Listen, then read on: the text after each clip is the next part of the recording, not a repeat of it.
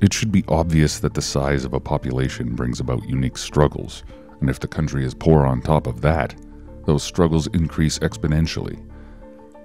So to get some perspective of India's size instead, it's a country 4 times the population of the United States, and 150 times the population of Switzerland. If India did everything in terms of policy and programs that Switzerland did, would their economy and living standards turn out to be the same? Perhaps over time, but it would have to be a great deal of time. With a country 150 times the population, the economy is currently only 3 times the size.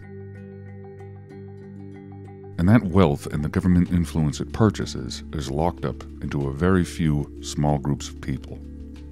If the largest company in India, Tata Group, took their 2017 revenue totaling $100 billion, note that's only 9% less than Microsoft that year.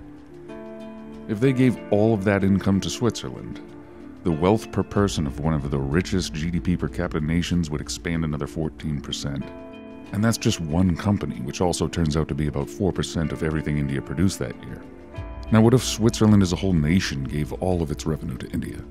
Or forget that scenario, since the impact would be so inconsequential it really isn't worth thinking about. Consider this instead.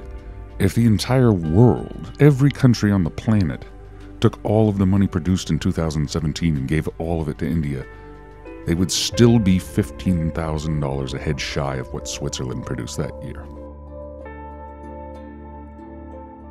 Now, this analysis has obvious weaknesses, since formulas such as the purchasing power parity can't even be assessed if a scenario like this were even possible.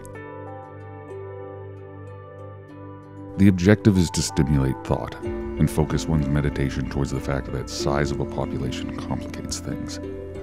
It makes audits less accurate and bureaucracies less efficient, and presents a whole host of other obstacles to overcome. The endless list of obstacles that India has to overcome makes it the most challenging socioeconomic puzzle in the post-industrial era to solve.